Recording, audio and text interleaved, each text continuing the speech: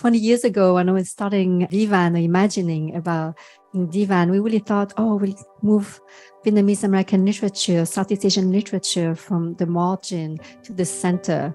And today, I just feel like this is our space. My name is Isabelle Tuipelot, and I want to thank the San Francisco Public Library for co-sponsoring this event and for allowing us to hold this exciting program here at the spacious Correct Auditorium.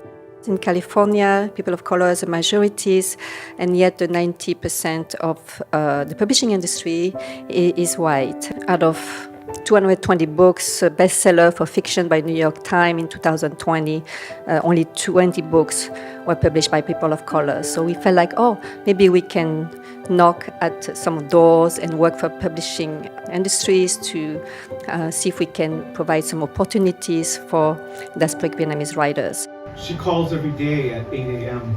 My mother insists on interrupting my sleep. A Vietnamese man died this week, stabbed in the heart. My mother calls to tell me this. The word is used because I do not have another. Written again into this book, this need to wake. My mother calls to know that I'm alive. The man who died, I wonder if his mother is still awake.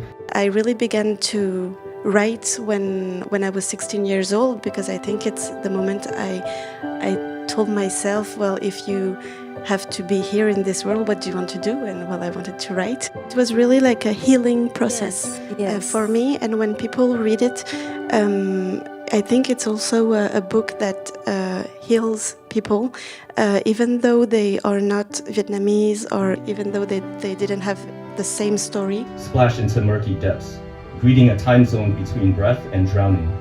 Some legs fail to flap, some racers sink, and one boy gives up, swims back to Laos.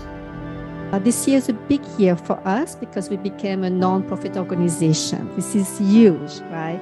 So for you being here is like we're doing the right thing. We empower, advocate, and foster narrative change for the community, creators, and the next generations through public events, including this accented publications. You see some of our books that we published this year. We're changing the landscape of Vietnamese American literature. And we have workshops for our writers and also for community members to tell their stories. My parents escaped Vietnam on a boat so their children could grow up in freedom. You'd think I could be a bit more grateful. But I am now older than my parents were when they made that incredible journey.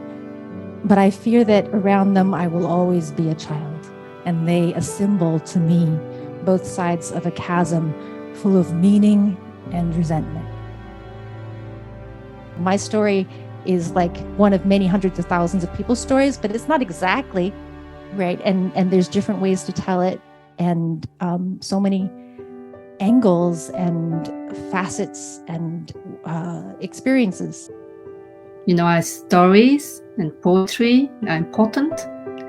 They have the power to humanize us, and the ability to be heard can help us humanize ourselves to ourselves. And now, fortunately, for those of us who are Vietnamese, we have an audience. We've built this audience.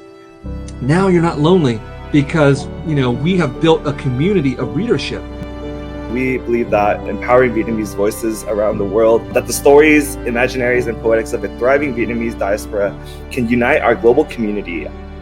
Our mission is to celebrate and foster diasporic Vietnamese and Southeast Asian voices. Our complex and diverse stories must be championed and passed on to current and future generations because we are refugees, immigrants, survivors, and descendants, and our stories must be heard.